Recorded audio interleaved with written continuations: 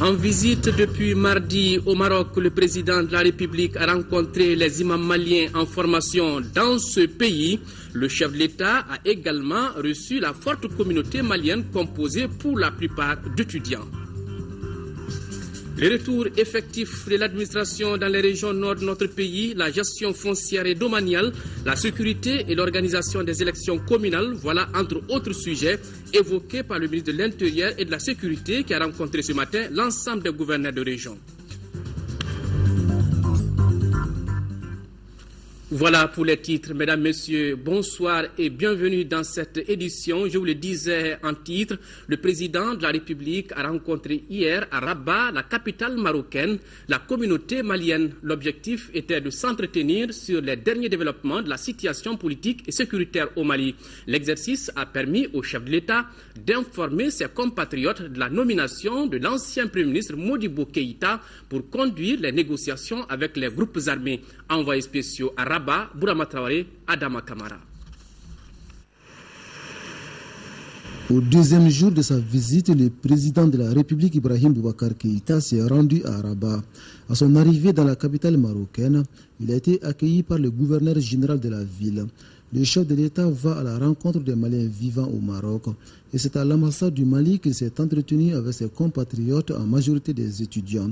Parmi les sujets abordés par le président de la République, l'évolution de la situation politique et sécuritaire du pays, la lutte contre la corruption et la délinquance financière. Ibrahim Boubacar Keïta a assuré ses compatriotes que les efforts sont en cours pour trouver une solution définitive à la crise du Nord.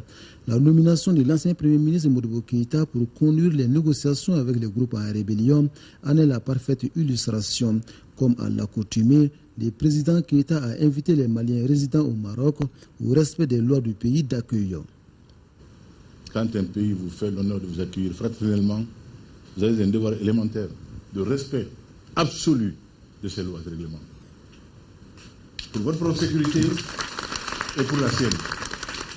C'est le respect que vous devez à ce pays-là. Cela, j'y tiens beaucoup. Je sais qu'au Maroc, ici, vous êtes en sécurité.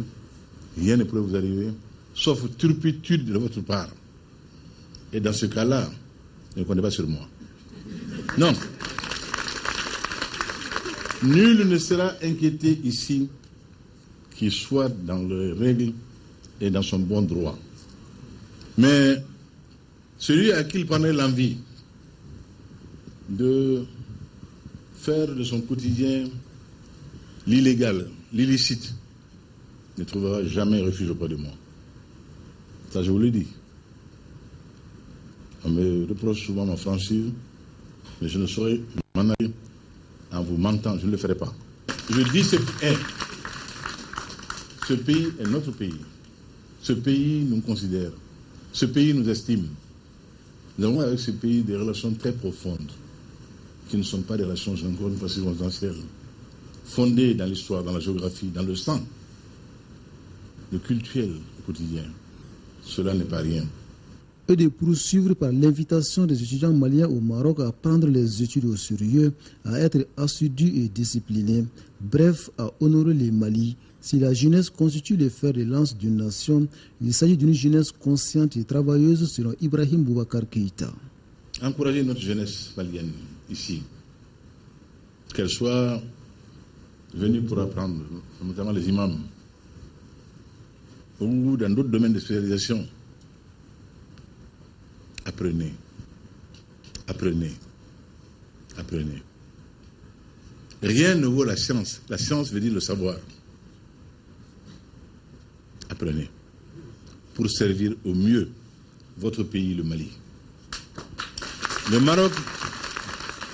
Maroc est prêt au partage. Le Maroc s'est dit au partage. Vous avez vu Sa Majesté venir au Mali avec près de 200 personnes. Des spécialistes de tous les domaines, les plus grands chefs d'entreprise du royaume, pour jeter les bases d'une coopération multiforme dans tous les domaines. Et Sa Majesté personnellement suit ce dossier-là. Ne faisons pas en sorte d'être en reste. Nous sommes un pays d'honneur. Nous sommes un pays de dignité. Hissons-nous à sa hauteur. Enfin, le président de la République a salué ses compatriotes pour leur accueil chaleureux et enthousiaste avant de les inviter à jouer toute leur partition dans la stabilisation du Mali post-crise. Le savoir, c'est avec aussi les imams, les 106 imams maliens en formation au Maroc ont reçu la visite du président de la République, Ibrahim Boubacar Keïta. Le chef de l'État est venu constater et apprécier les conditions d'études et de séjour de nos compatriotes en terre marocaine. Pour IBK, ce geste de Sa Majesté, le roi Mohamed VI, est de haute portée. Envoyé spéciaux, Bourama Traoré, Adama Kamara. Le centre de formation des imams maliens est situé au quartier chic de Haï Riyad à Rabat. 106 étudiants suivent avec intérêt les explications de leurs professeurs dans une salle spacieuse et aérée. Ils sont tous animés par une seule volonté, celle de bénéficier de l'expérience religieuse marocaine. C'est dans cette atmosphère studieuse que le président de la République fait son entrée.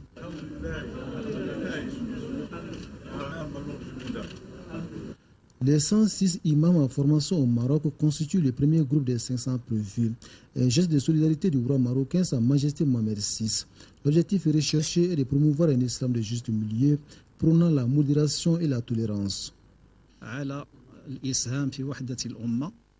sont aptes également de contribuer à l'union du pays. Et ceux qui sont aptes également de faire la sensibilisation, le changement de mentalité concernant le terrorisme et l'extrémisme dans ces mois. Le cursus est centré sur l'étude du Saint-Coran et de la tradition prophétique. Il comprend également des cours sur l'histoire, la géographie et les institutions du Mali. On peut dire que la formation est porteuse, c'est une bonne qualité parce que nous avons comme discipline, comme jurisprudence, l'imam a besoin de ça, la tâche de l'imam, le Coran et ses sciences, hadith. Ensuite, on ne peut pas faire un bon prêche sans la langue arabe. Il y a la langue arabe aussi. Ensuite, on a besoin de langue française pour faire des recherches sur net afin de passer un bon message au peuple. Ils font aussi la langue française, plus la récitation du Coran traditionnel sur l'Alwa. Au centre de formation des imams, les conditions d'études sont on ne peut plus satisfaisantes. Des salles dotées d'ordinateurs, une infirmerie bien fournie, des dortoirs à la hauteur des attentes. De quoi impressionner les visiteurs du jour. C'est une formation complète. Si on était quelques siècles en arrière, on dirait que c'est ainsi qu'on formait l'honnête homme. C'est pas de faire des hommes aux têtes pleines, mais des hommes aux têtes bien faites. Des imams bien dans leur siècle. Des imams contemporains de leur siècle. La science islamique, mais aussi la connaissance du monde alentour. Rien qui coupe l'imam de la société. Je suis émerveillé. J'ai rarement vu un curriculum aussi pédagogiquement bien fait. Le souci de la formation de l'imam au service des hommes, au service total des hommes, c'est ce qui est mis en œuvre ici. Et dans des conditions dont je ne remercierai jamais Sa Majesté, béni soit son nom, et celui de sa famille, et les autorités marocaines, mon frère le ministre des Habous en tête, et tout le peuple marocain. C'est un cadeau inestimable qui est fait là à notre pays. Quant au président du Haut Conseil islamique, Mahmoud Diko, il a remercié le roi Mohamed VI pour sa générosité et son assistance au Mali. Après quoi, il a invité son frère Tchorno Adicham à prendre la parole, lequel a rendu grâce à Allah et remercié le président de la République Ibrahim Boubacar Keïta pour sa contribution positive au rayonnement de l'islam au Mali. Cette belle image du jour est un témoignage de l'attachement des deux hommes à un islam basé sur la tolérance et l'acceptation mutuelle. La formation des 500 imams maliens doit avoir un impact certain sur la société malienne. Je trouve bien chanceux ceux-là qui bénéficient de cette première formation. Ils sont des pionniers, pourvu qu'ils le sachent, qu'ils s'en souviennent et qui sachent de retour au Mali être à leur tour des semeurs. C'est très satisfaisant ce qui est en œuvre ici. Et vous voyez, il y a eu des moments au cours de cette visite où j'étais submergé par l'émotion. Quand je saisis, moi, toute l'importance de ce qui est mis en œuvre ici, au profit du Mali, pas seulement du Mali. L'imam Diko l'a dit, au profit de la Oumma islamique, au profit de notre foi, au profit de notre religion, l'islam. Religion de paix, de tolérance, d'ouverture au monde et au reste. Les enseignements qui seront prodigués ici sont la preuve la plus concrète de cette préparation à l'ouverture au monde. Préparation au service des hommes, à servir les hommes, à servir la société dans laquelle on vit. L'imam n'est pas un homme désincarné. L'imam vit au sein des hommes. L'imam est un homme parmi les hommes. Un homme au service des hommes et de la foi. Cette première visite du président de la République au centre a été saluée par nos compatriotes. Avec les chefs de l'État, ils ont fait des bénédictions pour que la formation soit couronnée de succès.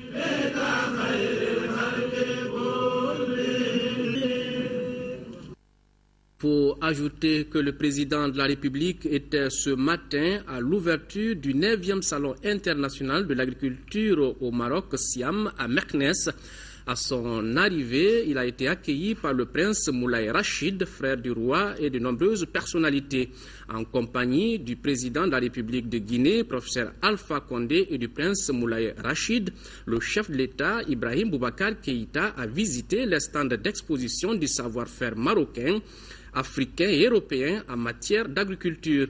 Il a pu visiter le cheptel qui fait aujourd'hui la fierté du peuple marocain, entre autres produits locaux. Sa visite s'est achevée au stand du Mali où il a reçu un accueil des plus chaleureux avec les orchestres présents, notamment celui de Neba Solo. Demain, nos envoyés spéciaux reviendront plus en détail sur cette visite du président de la République dans les stands du 9e Salon international de l'agriculture au Maroc, Siam. Et juste après, le président de la République a quitté Fès pour Bamako, où il est attendu dans la nuit même. Ici à Bamako, le Premier ministre Moussa Mara a rencontré ce matin les responsables des partis politiques qui ont décidé de soutenir les actions du président de la République. Plusieurs sujets ont été abordés lors de la rencontre, notamment la relance de l'économie, la stabilisation de notre pays. Compte rendu, Youssouf Diakité. Le Premier ministre, chef du gouvernement, rencontrant les députés de la mouvance présidentielle, veut recadrer le débat sur les préoccupations majeures qui intéressent aujourd'hui la vie de la nation. Là, il faut citer la relance de l'économie, la stabilisation du pays, gaz du bien-être de la population. L'exécutif a besoin que la majorité sert de courroie de transmission. Courroie de transmission des aspirations du peuple, courroie de transmission des soucis venant de la base, courroie de transmission aussi en termes d'information, de sensibilisation, de communication autour de l'action de l'exécutif. Donc transmission dans les deux sens. Et tous ces rôles ne pourraient pas être joués de manière efficace si la majorité n'a pas un fond, si la majorité n'a pas un corps, si la majorité ne fonctionne pas, si la majorité n'est pas organisée. Et comme j'ai eu à le dire à certains d'entre vous que j'ai eu la chance de rencontrer, nous situons l'action gouvernementale au cœur de cette majorité. Nous souhaitons que l'action gouvernementale traduise les aspirations de cette majorité. Nous souhaitons que l'action gouvernementale soit comprise et partagée par cette majorité pour qu'elle puisse jouer son rôle de courroie de transmission que j'ai indiqué tantôt. Cette première rencontre de la mouvance présidentielle permettra de faire face collectivement aux défis de l'ère qui attendent des réponses concrètes. Le temps passe et il n'y a plus d'excuses pour ceux qui ne sont pas dans la dynamique de la paix. Ainsi s'exprimait hier à New York le chef de la MINUSMA lors de la séance publique du Conseil de sécurité consacrée à l'évolution de la situation au Mali. Une séance à laquelle assistait également le ministre des Affaires étrangères, de l'intégration africaine et de la coopération internationale. Abdoulaye Diop a évoqué le manque de cohérence de certains groupes armés. Salif Sanoubou. En ce mercredi matin, le soleil qui illuminait le ciel de New York et qui a incité le ministre Diop à se rendre au siège de l'ONU en marchant semblait annoncer sereine la séance d'information consacrée au Mali. Une sérénité caractérisée par les points de vue convergents entre le chef de la MINUSMA et Abdoulaye Diop. En chœur, s'ils ont salué les progrès constatés sur le terrain, ils n'ont pas manqué de déplorer le manque de cohérence de certains groupes armés par rapport au processus de paix enclenché. Je pense que ça c'est un fait, nous le déplorons. Nous pensons que tous les pays amis partenaires qui ont une certaine influence sur ces groupes doivent user de ces atouts pour les amener à la table de négociation. Pour notre part, le président, son Excellence Ibrahim Boubacar Keïta, a suffisamment démontré son engagement pour une paix réelle et durable au Mali, mais aussi a tracé les principes cardinaux d'un dialogue avec les communautés du Nord qui s'articulent essentiellement autour du respect de la souveraineté nationale du Mali, de son intégrité territoriale, de son unité, mais aussi de la forme laïque de l'État.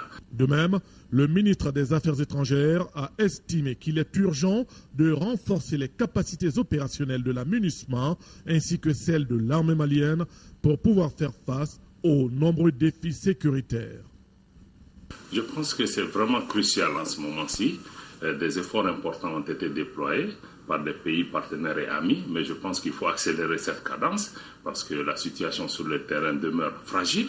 Et je pense que cette montée en puissance de la MINUSMA est cruciale dans les mois à venir. Et je pense qu'un certain nombre de pays amis sont en train de donner des signaux clairs, mais je crois qu'il faut renforcer cette cadence pour qu'il y ait vraiment un déploiement conséquent dans le nord du pays, mais aussi doter ces forces-là de moyens adéquats qui vont nécessairement au-delà aussi de la MINUSMA. Je crois que l'armée malienne elle-même aussi doit pouvoir vraiment recevoir l'assistance requise pour aussi jouer son rôle, et qui est un rôle crucial aux côtés des forces françaises et des forces onusiennes.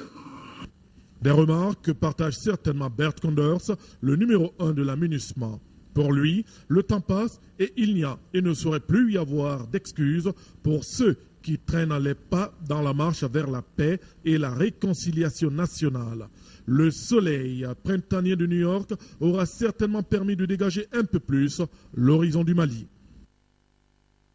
Retour à Bamako, place de la République. Les députés, au cours de leur séance plénière de ce jeudi, ont adopté 2 projets de loi relatifs au financement du projet d'adduction d'eau potable de Kabala et l'approvisionnement en eau potable de Bamako à partir de la localité de Kabala. Ces 2 projets de loi donc, sont consécutifs à la signature d'accords entre le gouvernement et celle relative à la signature d'un contrat de financement signé entre le gouvernement du Mali et la Banque européenne d'investissement, Mahamadou Doumbia.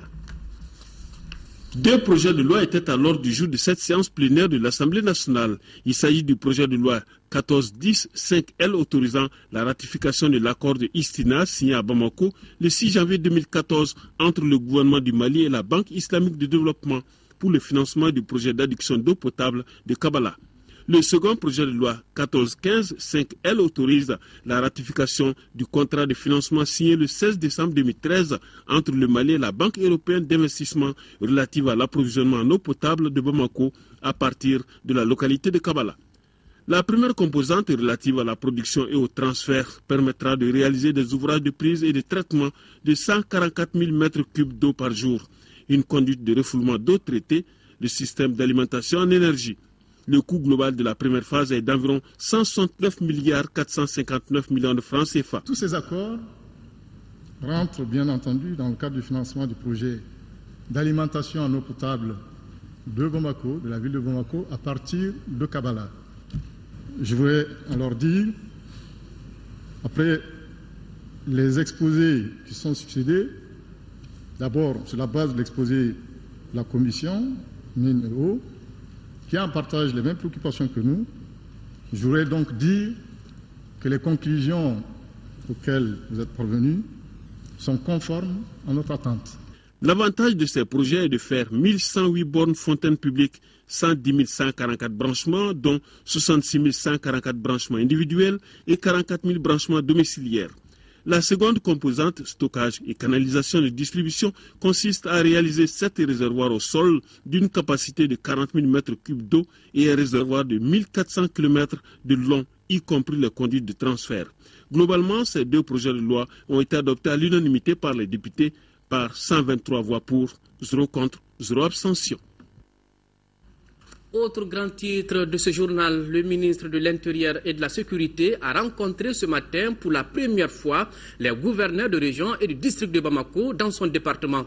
La rencontre visait à échanger autour d'énormes défis du moment, notamment le retour effectif de l'administration, des déplacés et des réfugiés dans les régions nord de notre pays, la gestion foncière et domaniale, la sécurité, l'organisation des élections communales, entre autres. Compte rendu, Daouda Sidiki Diarra.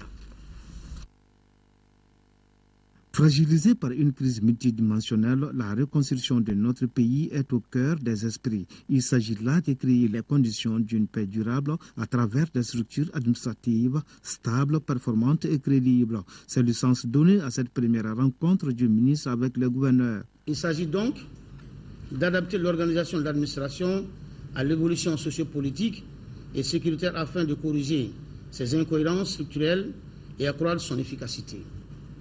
De renforcer la gestion publique en vue d'améliorer quantitativement et qualitativement les services offerts aux populations. Pour atteindre cet objectif, ces administrateurs doivent restaurer l'autorité de l'État.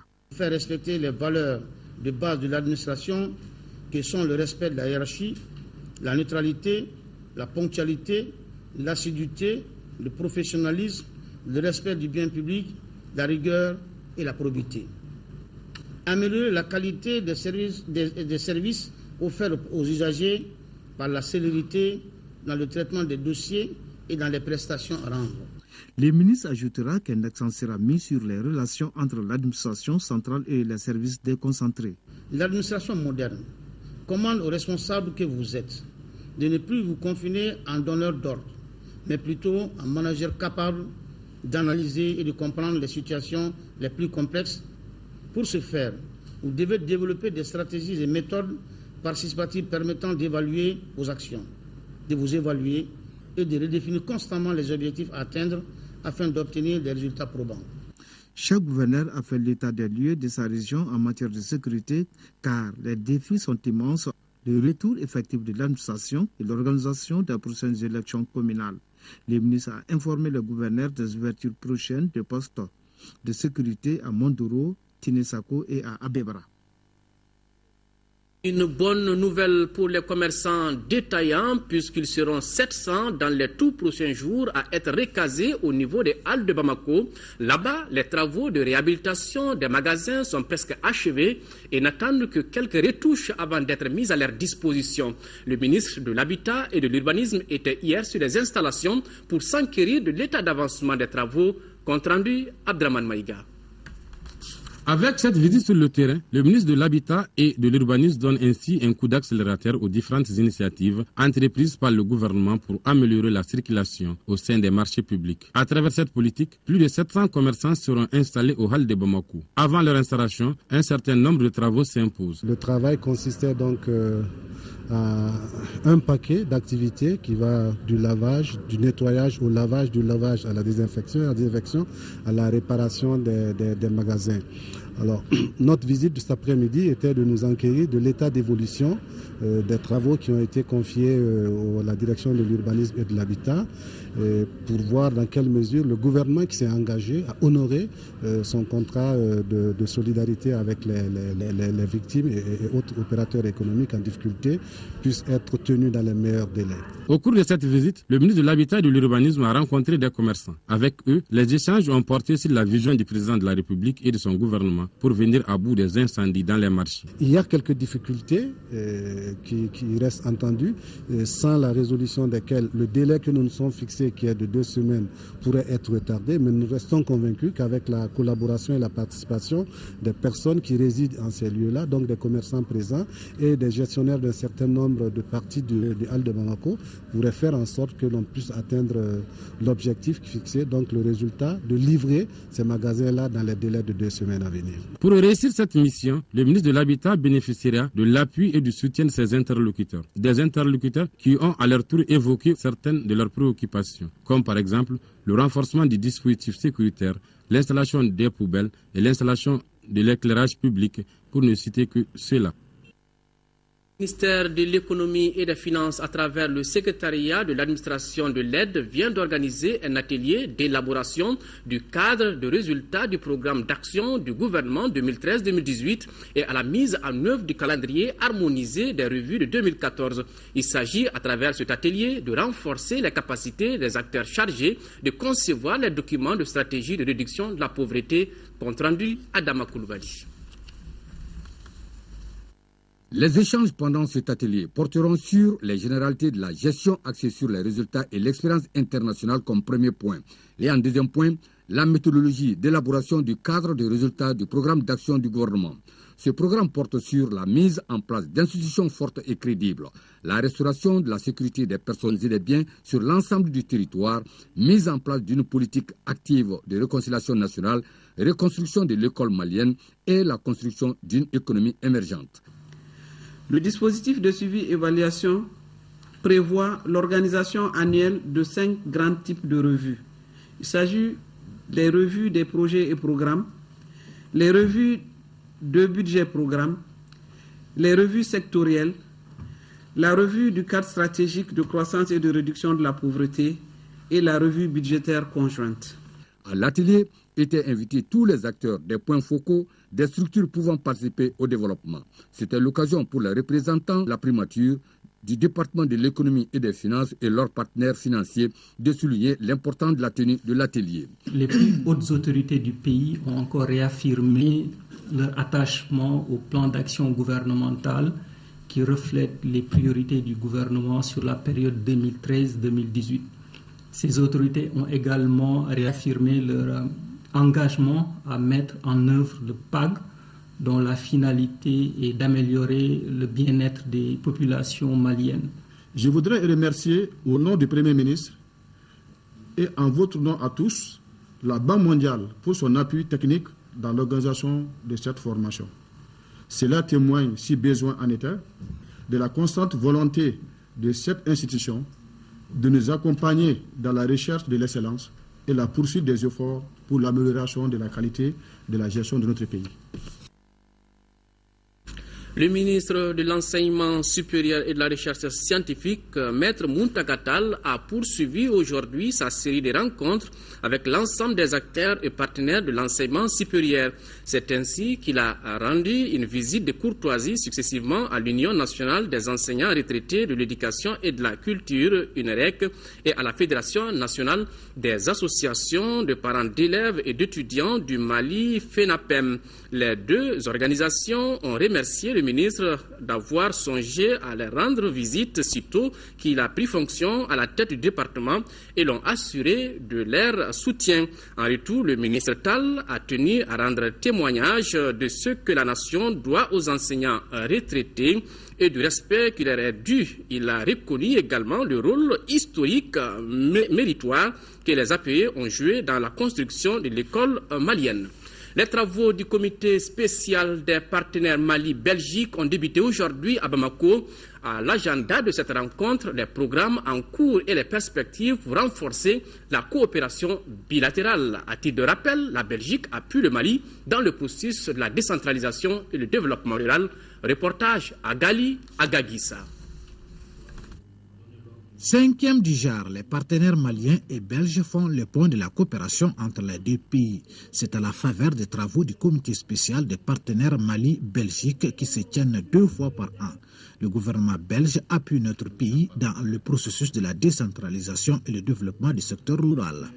Le programme indicatif de coopération en cours, mais qui arrive bientôt à son terme, qui était d'un montant de 50,5 millions d'euros, soit plus de 33 milliards de francs CFA, n'a pu atteindre tous ses objectifs suite aux événements. Donc il a enregistré quelques retards, ce qui est normal.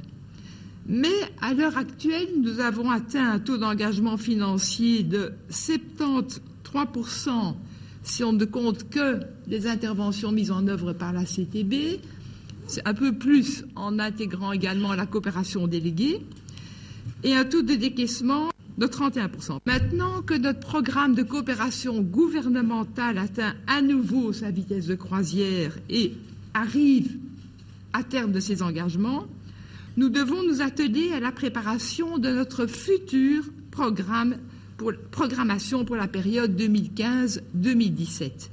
Cette réunion a justement identifié les faiblesses en vue de planifier les actions futures. Les programmes futurs devront prendre en compte les droits humains, l'équité du genre ainsi que la protection de l'environnement, a laissé entendre Mme Van Oefelen. Quant au directeur par intérim de la direction Europe, Mamadou Madjou Berté, il a réaffirmé la disponibilité du gouvernement malien à renforcer le partenariat entre Bamako et Bruxelles. Monde des affaires, toujours les acteurs des institutions de microfinance étaient en conclave ce jeudi au Conseil national du patronat. Il s'agissait au cours de ces assises de poser le diagnostic du secteur et faire des propositions de solutions. Reportage Nouhoum Sissoko. La crise politico-sécuritaire a exacerbé les difficultés du secteur de la microfinance. Aujourd'hui, le secteur est appelé à relever un défi majeur. Il s'agit de fournir des services de qualité aux communautés cibles dans un environnement post-crise et de plus en plus concurrentiel. Conscient de cette situation, la 15e Assemblée générale de notre association a mandaté le conseil d'administration d'organiser une journée de réflexion regroupant les acteurs directs du secteur de la microfinance, dans le but de jeter les bases du renouveau de la microfinance au Mali. Donc, il s'agit pour nous, les participants, de faire un diagnostic sans complaisance de notre secteur et de proposer des solutions pour le relancer au bonheur de nos bénéficiaires.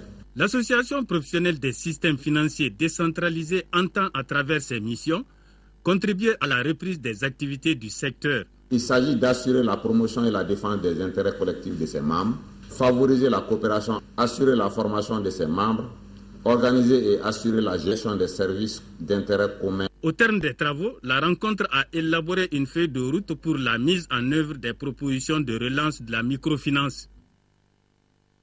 L'or blanc du Mali, on en parle, plus de 8 milliards de francs CFA, c'est le résultat obtenu en 2013 par la compagnie malienne pour le développement des textiles CMDT Holding SA. La structure a tenu ce matin la 75e session de son conseil d'administration. Cette rencontre examine le rapport d'activité et financier 2013 ainsi que les perspectives 2014. C'est ce que nous dit Ramata Konate. En termes de production cotonnière, la compagnie malienne pour le développement des textiles CMDT voit loin cette année. On prévoit 525 000 tonnes de coton graines. Si nous arrivons à appliquer toutes les mesures que l'atelier de Sud-Rendement a recommandées à Sikasso, c'est certain que nous allons avoisiner peut-être les 600 000 tonnes. En attendant, jetons un regard sur les états financiers de l'exercice écoulé. Nous avons en 2013 acheté pour 140 milliards de coton-graines aux paysans. Je résume simplement que nous avons un résultat positif de 8 milliards 100 millions. Le bilan dont je viens de parler, le résultat net, c'est l'ensemble des charges déduites de l'ensemble des produits. Ce jugement positif, selon le PDG Sanogo, est aussi dû à l'obtention des 440 000 tonnes de coton-graines sur les 500 000 prévus pour la campagne écoulée. On note aussi un total bilan d'environ 232 milliards et demi de francs CFA. En somme, la 75e session de la CMDT est un exercice visant à mieux orienter les actions à venir. Cela pour l'accroissement de la production cotonnière. Cérémonie solennelle de prestation de serment de nouveaux magistrats, c'était ce matin à la cour d'appel de Bamako. Ils sont 53 magistrats de l'ordre judiciaire et administratif à avoir prêté serment conformément à l'article 46 avant d'être installés dans leurs fonctions. Recrutés lors du concours de la magistrature il y a de cela 2 ans, les nouveaux magistrats ont fait une année de formation à l'Institut de formation judiciaire et une année de stage pratique dans les tribunaux de première instance. La cérémonie s'est déroulée en présence de la famille judiciaire. Voilà, cérémonie solennelle de prestation de serment de nouveaux magistrats. Ils sont au total 53 magistrats. C'est demain 25 avril, la journée mondiale de lutte contre le paludisme. En prélude à l'événement, le programme national de lutte contre le paludisme, en collaboration avec ses partenaires, a tenu une conférence de presse avec comme thème « Investir dans l'avenir, vaincre le paludisme ». Ce point de presse vise à faire le plaidoyer et la mobilisation sociale autour des stratégies de lutte contre cette maladie dans notre pays. Compte rendu, Lamine Keïta. Le paludisme constitue de nos jours un problème de santé publique. Il faut donc profiter de toutes les occasions pour informer et communiquer sur les moyens de lutte contre cette maladie. C'est ainsi qu'à travers cette conférence de presse, le programme national de lutte contre le paludisme a voulu exposer devant les hommes des médias ses ambitions. Cela en prélude à la commémoration de la Journée mondiale et de la Semaine nationale de lutte contre le paludisme. Thème retenu: investir dans l'avenir, vaincre le paludisme. Le paludisme est assez préoccupant aujourd'hui dans notre pays. Comme le disent les statistiques du ministère de la Santé, près de 40% des gens qui viennent dans les structures de santé viennent pour consulter pour le paludisme. Le paludisme également, chez les enfants, est une cause importante de décès. Donc plus de 60% des décès d'enfants de moins de 5 ans sont imputables au paludisme. Selon les conférenciers, la situation préoccupe le département de Titel qui fait de la lutte contre le fléau une priorité. Le département en fait vraiment une priorité importante, comme vous l'avez vu ici. Nous devons vraiment nous impliquer pour réduire ce fardeau, en tout cas parce que au point de vue morbidité, il est très important. Au point de vue mortalité également, il est très important, surtout chez les enfants. Et vous avez vu également, au point de vue perte économique, le paludisme est très important parce que les études ont montré que annuellement nous perdons près de 72 milliards imputables au paludisme. Après le représentant de l'OMS au Mali, il existe aujourd'hui des interventions efficaces pour prévenir et guérir le paludisme. Entre 2000 et 2012, 3 300 000 décès ont pu être évités dans le monde, dont 3 millions de décès en Afrique. Au moment où l'OMS recommande des stratégies de lutte, de contrôle et d'élimination de la maladie issues des évidences scientifiques, des chercheurs du Centre de recherche et de formation sur le paludisme basé ici à Bamako, le point de la recherche et de la lutte contre le paludisme dans notre pays, c'est ce soir dans l'interview de la semaine. Yaya Konaté reçoit le professeur Ogobara Dumbo, un des plus grands spécialistes au monde sur la question. L'interview de la semaine à suivre juste après ce journal, une contribution de l'ORTM pour accompagner cette célébration. Le secrétaire exécutif de l'Observatoire du Sahara et du Sahel a animé un point de presse.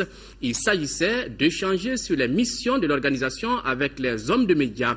L'Observatoire du Sahara et du Sahel s'intéresse aux questions environnementales. C'est ce que nous dit Moussa Fani.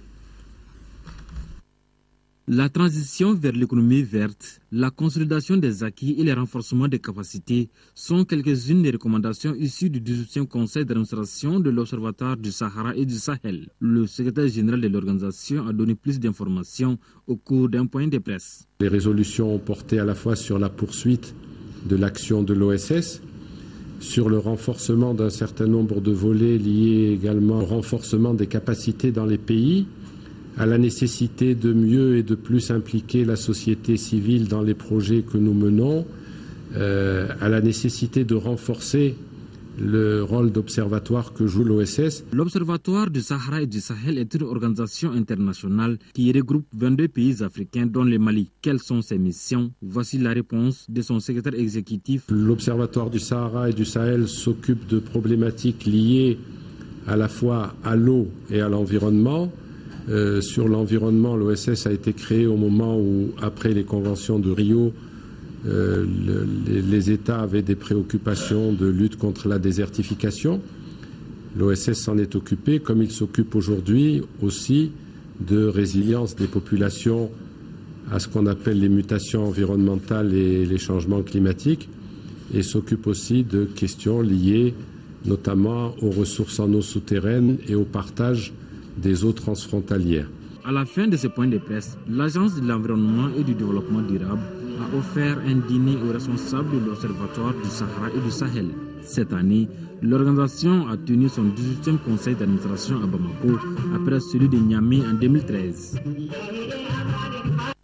Un tour dans nos régions, en 5e région, rencontre d'information et de sensibilisation des collectivités, cercles et régions, les acteurs de l'artisanat et les services techniques sur les statuts et la gestion des villages artisanaux et les maisons d'artisans de la région de Mopti, compte rendu Mahamar Ibrahim Touré.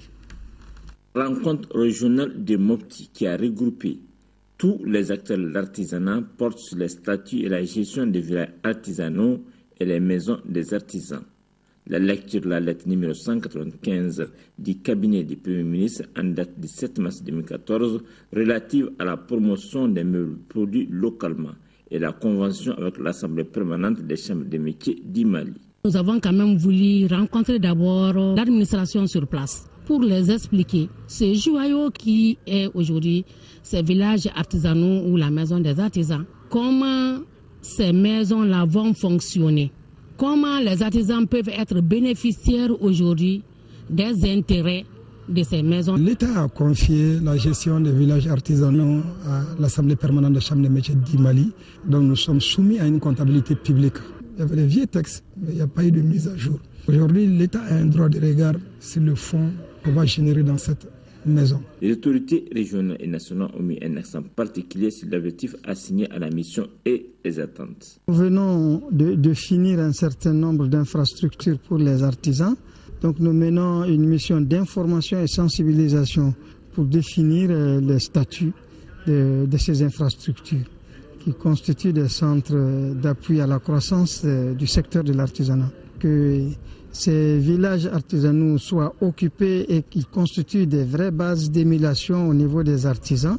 La rencontre régionale s'est achevée par la visite du chantier de la maison des artisans de Mopti, comprenant une direction, une salle informatique, une salle de formation et de conférences, toutes équipées des ateliers, entre autres.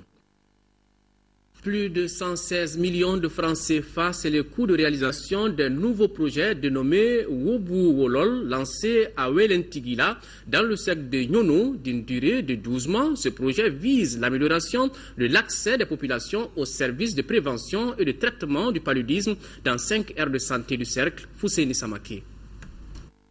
Le projet Wobu Wolol 2, ainsi lancé ce jeudi à N7 Welentigila, dans le cercle de Nyono, vise à améliorer l'accès des populations aux services de prévention et de traitement du paludisme dans les aires de santé de Molodo, Djakiwere, Bolibana, Djabali et B6. Il est financé par l'ONG américaine Lutheran World Relief et mis en œuvre par Amapros pour un coût total de 116 409 600 francs CFA pendant 12 mois. Ces activités initiées dans le cadre de Wobowolo 2, qui fait suite à Wobowolo 1, vise essentiellement à travailler tout d'abord sur l'homme et les institutions qu'il met en place et anime dans le cadre de la lutte contre le paludisme. Il vise à apporter sa contribution afin de pérenniser les acquis, surtout des services de santé liés au paludisme, œuvrer dans un seul mouvement, celui de réduire considérablement les taux de mortalité liés au paludisme dans le monde entier, voire l'aire de santé de Yerdo-Sana. Les responsables de Nyono ont salué l'arrivée de ces projets et ont invité chacun à s'impliquer davantage pour que la lutte contre le paludisme dans cette zone risicole soit une réussite. L'État et ses partenaires ne cessent de consentir les sacrifices dans le domaine de la lutte contre le paludisme. Je voudrais signifier la disponibilité constante des autorités locales à accompagner Wobu Wolol pour l'atteinte des objectifs qui s'est fixés pour le bonheur des populations. Wobu Wolo 2 est la suite d'une première phase qui a concerné la communication pour un changement positif de comportement et l'orientation des cibles vulnérables vers les centres de santé et le traitement du paludisme. Restons à Ségou. L'Office du Niger intensifie ses activités pour la promotion de la pisciculture dans ses zones de production. À Nayo, dans la zone de production de Kolongo, des bancs côtières ont été ensemencées pour soutenir la production agricole. C'est dans ce cadre qu'une cérémonie de pêche collective s'est déroulée. Reportage Kandesilla. Des bancotières ou emprunts qui rapportent plus de 13 tonnes de poissons. Nous sommes à Nayo, un village de l'Office du Niger dans la zone de production de Kolongo qui abrite la cérémonie de pêche collective. Ici, des bancotières qui servaient d'extraction de terre ont été ensemencées avec des géniteurs de carpe grâce à l'appui de l'Office du Niger et du service de la pêche pour des fins de pisciculture. La production annuelle avoisine un peu les 13 tonnes. Pour l'ensemble des 14 bancotières. La première est que le village, avec leur organisation, ont pu construire une mosquée, la mosquée que vous allez voir tout de suite, uniquement avec les frais de vente de poissons de pisciculture. Après donc la riziculture, les activités de maraîchage qui vont bon train dans les zones de production, l'Office du Niger entend promouvoir d'autres filières comme la pisciculture pour soutenir la production. Le poisson en tant que source de protéines est un élément très important dans l'accomplissement de l'autosuffisance alimentaire. Donc, c'est des activités qui contribuent à l'atteinte de cet objectif principal. Il n'y a pas de fausse note au cours de ces cérémonies de pêche. Les ressources sont bien gérées et les ressources vont dans le sens des intérêts du village. On note que cette initiative vient compléter d'autres activités pour promouvoir le secteur dans les zones de production. Déjà, des cases flottantes de pisciculture sont installées un peu partout sur le fleuve Niger, dont 2 à Kolongo. 5 bandits spécialisés en cybercriminalité ont été arrêtés par la gendarmerie nationale et c'est là en collaboration avec certaines structures bancaires de la place.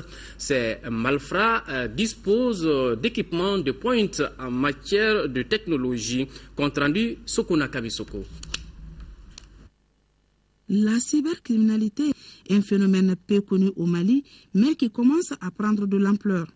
Les réseaux de bandits spécialisés démantelés par la gendarmerie en collaboration avec certaines institutions financières constituent une preuve palpable.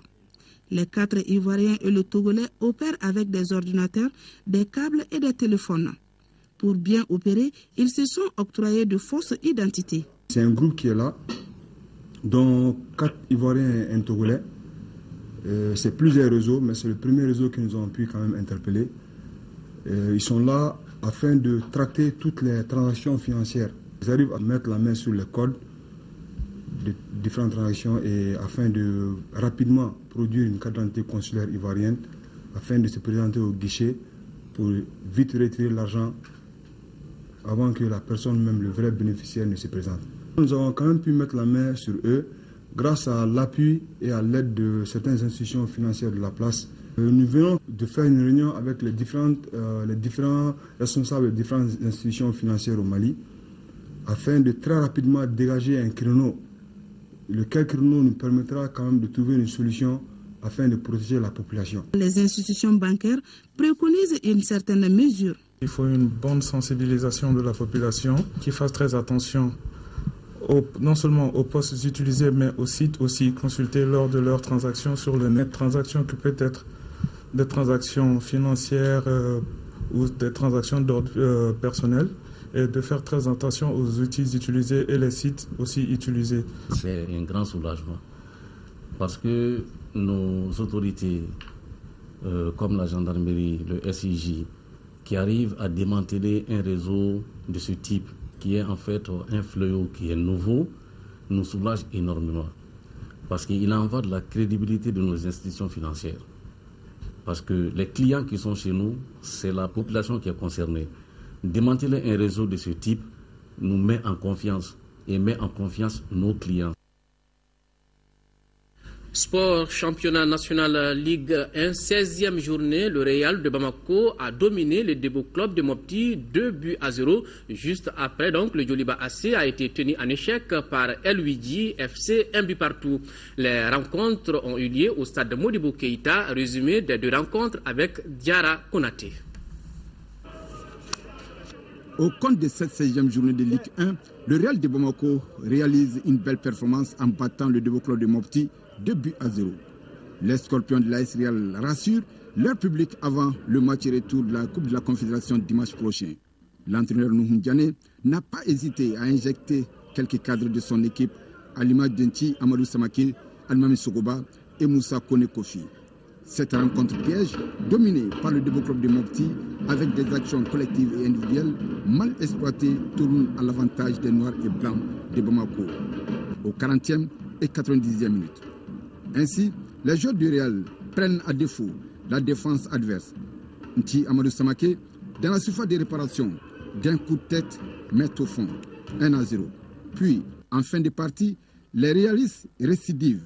L'inévitable Moussa Kone Kofi inscrit le 2e but et prend la tête du classement des meilleurs buteurs du championnat avec 11 réalisations. On peut bel et bien jouer et le Real, c'est comme nous. Le Real n'est pas au-dessus de nous. On peut jouer comme eux et prouver qu'on est meilleur. Je pense que c'est ça qu'on a montré ce soir. Ce sont les mêmes stratégies depuis les premiers matchs et les deuxièmes matchs. Ce qui a été mis en pratique par le coach, donc c'est ce qu'on a fait ce soir pour gagner ce match. Le Djoliba AC, qui n'avait jamais joué en seconde heure cette saison en Ligue 1, devait se battre pour réconforter le moral de la famille rouge face à L8 FC d'Aguilog. L'entraîneur des Rouges, Derema Kono, contrairement à son adversaire de la Coupe de la Confédération, mise sur des remplaçants rarement sélectionnés depuis le démarrage de la Ligue 1. Nous, on ne voulait pas risquer le jeu avec l'équipe première. Nous jouons sur un autre flanc qui est la Coupe d'Afrique. On a préféré donner l'occasion aux joueurs de l'équipe B pour qu'ils puissent exprimer leur potentialité. Après le coup d'envoi, les joueurs d'L8 FC d'Aguilog imposent leur style de jeu. Les Rouges de Remakono perdent tout le contrôle du jeu. Le portier Djolbis Cheksi est battu suite à une frappe puissante d'une trentaine de mètres, but de Mamadou Traoré. 1-0. Les locataires de Remakono, blessés, arrivent finalement à établir la parité avant la fin de la première période. 1-1.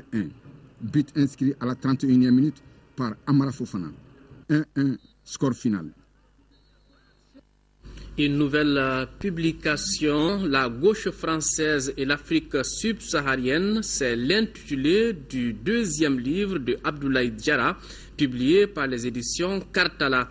Dans le dernier chapitre de ce livre de 340 pages, l'auteur traite de l'intervention française dans notre pays le 11 janvier 2013, la bataille des Konna, un livre à lire absolument pour devoir des mémoires. Le peuple malien a rendu hier un dernier hommage à Sidiki Diarra, ancien président de l'Assemblée nationale pendant la 2e législature. Celui qui nous a quittés a eu pendant son parcours professionnel une carrière exemplaire. Le commandeur de l'ordre national repose désormais au cimetière de Kolebougou à Koulikoro. Le président de la République était représenté à la cérémonie par le Premier ministre Moussa Mara. On notait la présence de plusieurs membres du gouvernement, d'anciens chefs d'État, des présidents d'institutions, des parents et amis. Reportage Ousmane Koïta. Le Mali entier vient de perdre en Sidiki Diarra un grand homme d'État. Instituteur diplômé, professeur de lycée, censeur et proviseur de lycée, puis professeur d'enseignement supérieur. On aura eu pendant ses 75 ans de vie une carrière professionnelle et politique bien remplie. Il sera élu député puis président de l'Assemblée nationale pendant la Deuxième République. Sidiki Diarra a été décoré chevalier, grand officier puis commandeur de l'ordre national. Dans l'oraison funèbre qu'il a prononcée, le secrétaire général du grand chancelier des ordres nationaux nous retrace le parcours de l'homme. Un parcours fait de travail bien fait, de droiture, d'honnêteté et de respect de l'autre.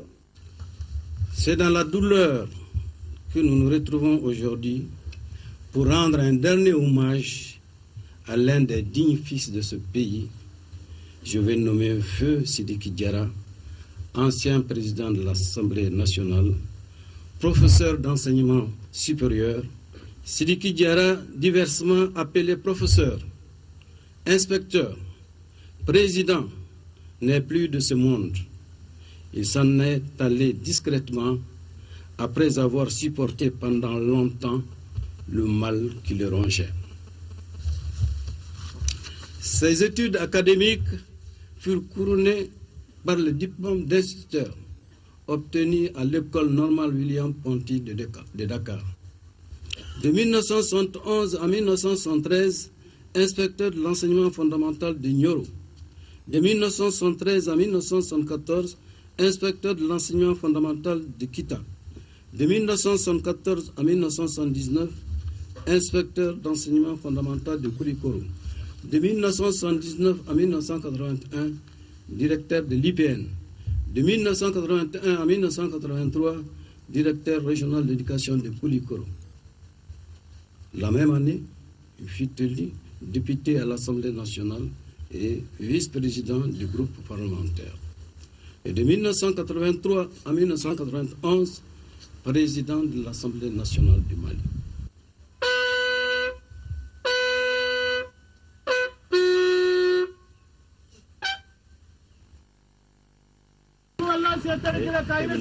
Sidiki est un camarade de promotion. Ce que je retiens, c'est un travailleur acharné qui n'a jamais plaisanté avec les études. Ce qui faisait qu'il était toujours parmi les premiers et avait tous les prix. Sidiki Diarra fait partie de ces hommes qui ont participé de façon active à l'édification de la République du Mali. Je veux dire tout simplement que Sidiki était un patriote. Parce que Sidiki n'est pas l'homme qui est là à aider les enfants. Il me dit que si tu veux réussir dans la vie, il faut travailler. Seul le travail libère l'homme. Le président de la République était représenté à la cérémonie par le Premier ministre Moussa Mara et des membres du gouvernement. On notait également la présence d'anciens chefs d'État et présidents de l'Assemblée nationale et des compagnons du disparu. Il laisse derrière lui 3 épouses et 18 enfants éplorés. Que son âme repose en paix. Voilà, c'est tout pour ce journal. Merci de votre aimable attention. Autre rendez-vous avec l'actualité demain, 10h, 13h. Une présentation de Nyanya Aliou Traoré. Et pour les éditions du soir, retrouvez Amara Mali Diallo. Au revoir et qu'Allah bénisse le Mali.